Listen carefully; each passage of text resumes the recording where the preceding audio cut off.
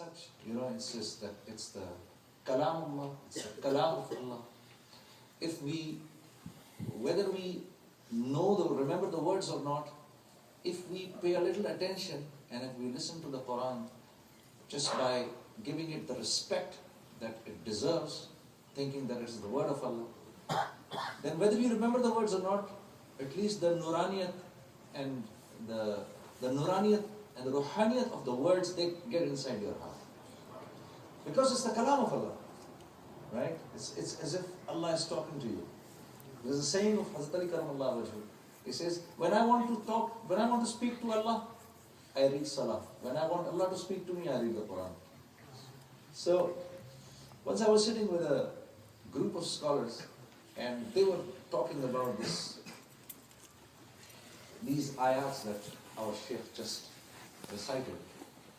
And they said that, this is one ayat of Quran in which when Allah Rabbul Izzat has said something, before saying it, Allah says, Ittaqullah. And after saying it, Allah says, Ittaqullah. It's the only ayat of Quran. This means, they were saying that what an important message is there in these words. And Allah says, and Allah Rabbul Izzat is addressing us. He's speaking to us. O believers. O believers. And at that particular time, the believers were the Sahaba Karam, whose juhud, whose efforts were second to none. Can you imagine? People like Abu Bakr Siddiq, and people like Umar Farooq, and people like Abu Zar Ghafari, and people like Abu Ubaidah, and people like Zubair bin Awam, and people like Abu Huraira, Ridwanullah alayhim ajma'in. These were the people like Sa'd bin Ubadah, and people like Sa'd bin Ma'az, Each one of them are complete in their own personality, right? And they are such people that, according to one of the sayings of Prophet sallallahu alaihi wasallam, ashabi kan nujum ihtad. Yeah, how is it, Mona? Yeah. فَبِأَيِّهِمْ اِقْتَدَيْتُمْ اِهْتَدَيْتُمْ. My Sahaba are like stars at night. At night there is no way to find your way. And no matter whom you follow, inshallah you will reach your destiny. You will reach, and which is our destiny? Our destiny is Jannah, right? So Allah is addressing them that, do you have any idea what you're doing right now? Have you prepared anything for tomorrow? Yeah. Are you prepared for tomorrow? So, and don't be like those who have forgotten me, because when they forget me, I make them forget the reason for their existence. And this is something that we see every day. Don't be like the people who have forgotten me. Don't be like the people who have forgotten me, because inna lillahi wa inna ilayhi raji'un, if you will become like this, and Allah is addressing you and me, if you will become like this, I will make you forget the reason why you are here.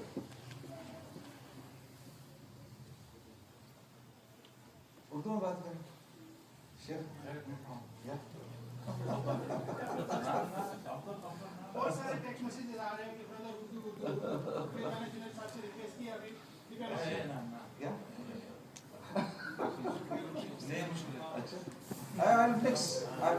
I'll mix because تو صحابہ کرام سے فرما رہے ہیں پھر کیا تیاری کی ہے تم لوگوں نے کل کی، اور لفظ کل کا ہے، یہ نہیں کہ میرے پاس آخرت میں کیا پہنچایا ہے. جو بات وہ حضرات کر رہے تھے بزرگ ہمارے، وہ یہ فرما رہے تھے کہ اللہ رب العزت صحابہ کرام سے فرما رہے ہیں تمہیں کیا خوف نہیں آتا اس بات کا؟ ان کو ڈر نہیں ہے کوئی اس بات کا؟ اللہ کس بات کا؟ کیا پہنچایا تم نے میرے پاس؟ کل کیا منہ لے کر حاضر ہوگے؟ کیسے کھڑے ہوگے میرے سامنے؟ عمر بن عبدالعزیز رحم اللہ نے خواب میں ایک مرتبہ دیکھا کہ یہ فضائل صدقات میں آپ کو مل جائے گا. خواب میں دیکھا. اب یہ خود بھی بادشاہ تھے, حضرت عمر بن عبدالعزیز تو خود بھی بادشاہ. جی کیا دیکھتے ہیں, حضرت ابوبکر صدیق کو لایا جا رہا ہے اور ان کے ہاتھ بندھے ہوئے اور ان کا حساب ہوتا ہے, پھر ان کے ہاتھ کھل جاتے ہیں. حضرت عمر کو اسی طرح لائے جاتے ہیں, ہاتھ بندھے ہوئے ہیں, حساب ہوتا ہے, ہاتھ کھل جاتے ہیں. جس طرح حضرت عثمان کو, اس طرح حضرت علی کرم اللہ وجہہ. تو صبح ہو اٹھ کے اتنے پریشان ہوئے.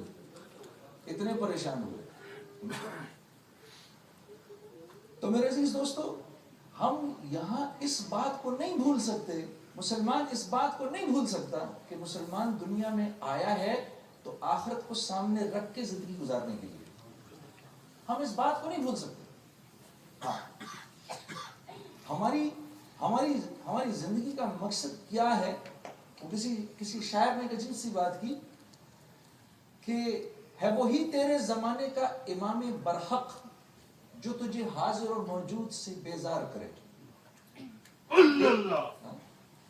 جو تجھے حاضر اور موجود سے بیزار کرے. موت کے آئینے میں تجھ کو دکھا کر رخ دوست اللہ. رخ دوست کون؟ اللہ. موت کے آئینے میں تجھ کو دکھا کر رخ دوست, زندگی تیرے لیے اور بھی دشوار کرے. تو جو آخرت کو سامنے رکھ کے اپنی زندگی گزار رہا ہوتا ہے, اللہ اپنے فضل سے سب سے پہلے اس کی دنیا کی زندگی بناتے ہیں. ہاں, the one who keeps his akhirah in front of him, Allah Rabbul Izzat, first of all, Allah Rabbul Izzat stabilizes his life in this world. His whole life in this world is stabilized. Can anybody give us afiyah in this world except Allah? I'll tell you why. Because nothing is in my hand. I don't own anything in this my hand. I have no control even on my life. I don't want to get old. I don't want to get old. I don't want my hair to go grey. I don't want it. اور ہاں, یہاں تو عجیب سی بات ہے, ایک اور بھی عجیب بات ہے. تو اللہ پاک نے زندگی دے کر, مال دے کر فرمایا ان اللہ اشترى من المؤمنین انفسهم واموالهم بان لهم الجنہ. جو جان اور مال دیا اس کے بارے میں بھی کہہ دیا وہ میں نے خرید لیا ہے, اور وہ بھی نہیں ہے اپنے پاس. نہ جان خود استعمال کر سکتے ہیں, نہ مال خود استعمال کر سکتے ہیں. یہ نہیں کر سکتے خود استعمال. ہاں میرے دوستو, ان کے بارے میں تو بڑی سخت پوچھ ہے, جان کے بارے میں بھی اور مال کے بارے میں بھی. پوچھا جائے گا زندگی کس کام میں لگائی, پوچھیں گے نا.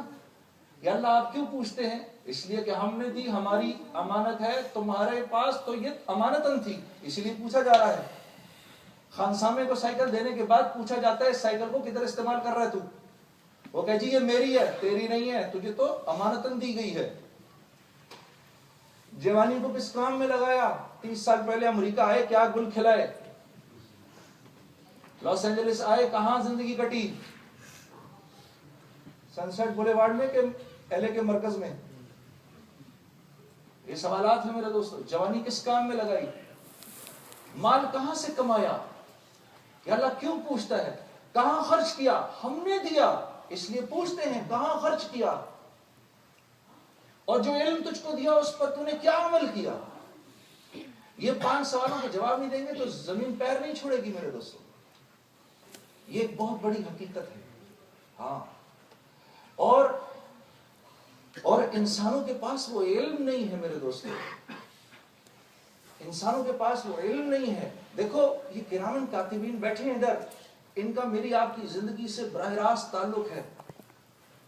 آپ اندھیرے میں چلے جاؤ, اندھیری کوٹری میں چلے جاؤ, ان کو یہ ساتھ ہی جائیں گے. وہاں جا کر اندھیرے میں کچھ بھی کرو, سارا عالم نہیں دیکھ رہا, ان کو نظر آ رہا ہے. یہ میرے آپ کے ساتھ چل رہے ہیں. یہاں سے مرنے کے بعد قبر میں جانا ہے, قبر کا براہ راست تعلق ہے میری ذات کے ساتھ. ادھر منکر نکیر نے آنا ہے, میں نے وہ جواب دینے ہیں, براہ راست تعلق ہے میری ذات کے ساتھ ان کا. اس کے بعد سور پھونکی جائے گی اور حشر کے میدان میں مجھ کو لایا جائے گا میرے دوستو, مجھے وہاں کھڑا کیا جائے گا, اور وہاں پر اللہ کی طرف سے سوالات ہوں گے. پل صراط پر سے گزرنا ہے میں نے, آپ مانے نہ مانے. کسی شاعر نے کہا جیسی کرنی ویسی بھرنی, نہ مانے تو کر کے دیکھ، جنت بھی ہے جہنم بھی ہے، نہ مانے تو مر کے دیکھ. یہ موجود ہے اور میں نے دینا ہے ان کے جواب. اگر اللہ کے نبی صلی اللہ علیہ وسلم دنیا میں نہ آتے، مجھے ان کا کہاں سے پتہ چلتا؟ مجھے کیسے پتہ چلتا کہ جن چیزوں کا میری ذات سے براہ راست تعلق ہے وہ تو یہ چیزیں ہیں. اور جس مال کو میں سمجھ رہا ہوں کہ میرے اکاؤنٹ میں ہے، میری جیب میں ہے، ارے میرے دوستو اللہ کی قسم وہ تو اللہ سے جڑا ہوا ہے. وہ تو اللہ سے جڑا ہوا ہے، وہ تو اللہ سے پوچھتا ہے یا اللہ یہ مجھے خرچ کرنے لگا ہے، میں نے اس کو نفع دینا ہے نقصان دینا ہے؟ جو دوائی یہ خرید رہا ہے وہ دوائی نفع دے گی کہ ریاکشن ہو جائے گا اس دوائی کا؟ میں نے ایک مرتبہ اریتھرومائسین کھا لی میرے دوستو، ڈاکٹر کی ریکمینڈڈ ڈوز تھی، میں مرتے مرتے بچا، اس کا ایسا ریاکشن ہوا میرے اوپر. ہاں 7 دن ہسپتال کے اندر پڑا رہا، آدھا ٹائم تو بے ہوش پڑا رہا. تو یہ دوائی تو پوچھتی ہے یا اللہ اس کو نفع دینا ہے نقصان دینا ہے، شفا دینی ہے یا وبا دینی ہے، کیا دینا ہے؟ دنیا کی جتنی چیزیں آپ کو لگ رہا ہے آپ سے جڑی ہوئی ہیں وہ آپ سے نہیں جڑی ہوئی، لیکن دوسری چیزوں کا براہ راست آپ سے تعلق ہے میرے دوستو. اور یہ انسان کے علم سے اوپر کی باتیں ہیں جو اللہ کی طرف سے انبیاء تک آتی ہیں، وہ ہم تک پہنچاتے ہیں. اس لیے تو یہ انبیاء علیہ الصلوۃ والسلام ہمارے سب سے بڑے محسن ہیں کہ یہ ہمیں ان چیزوں سے واقف کرتے ہیں جن کا ہم کو پتہ نہیں. اسی لیے اللہ پاک فرما رہے ہیں وَلْتَنْظُرْ نَفْسٌ مَا قَدَّمَتْ لِغَدٍ. کل کے لیے یہ کون سے کل کی بات ہو رہی ہے؟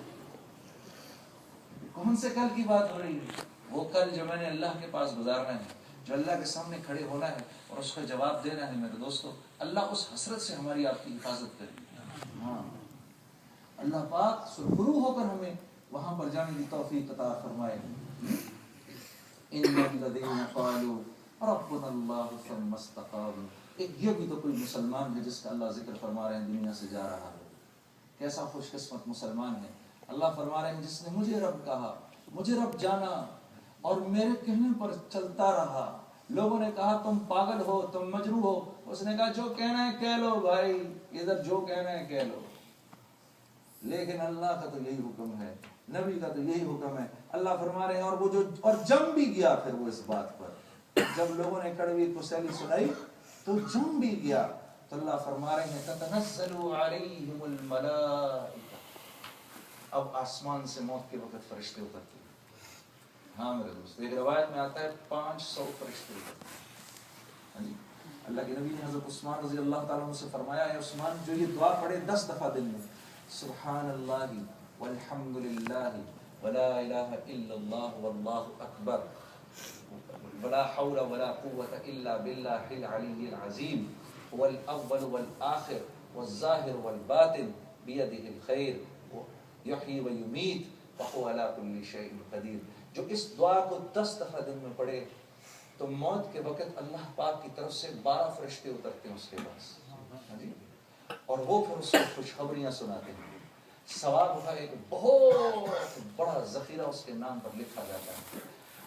اللہ پاک دنیا کے اندر اس کی رزق کی تنگی کو دور کر دیتے ہیں. 6 باتیں ہیں میرے ذہن میں اس وقت آ نہیں رہی، انشاءاللہ کبھی آپ موقع ملے گا تو یاد کر کے پھر کبھی سنا دوں گا کسی اور بیان میں. انشاءاللہ آپ لوگ دیکھ لینا ٹی وی پر یا اس پہ یوٹیوب پر آپ کو مل جائے گا. میرے ذہن میں بھی آ نہیں رہی وہ 6 باتیں. تو 6 باتیں اور جو اس کو 100 دفعہ پڑھ لے گا اس کے لیے 10 فضیلتیں ہیں. انشاءاللہ وہ بھی کبھی بتا دوں گا آپ کو. تو آپ نے پھر حضرت عثمان سے فرمایا عثمان کبھی نہ چھوڑنا اس کو، روزانہ پڑھنا اس کو. تو فرشتے اتریں گے اور فرشتے اتر کے آپ کو ہم کو بشارتیں دیں گے.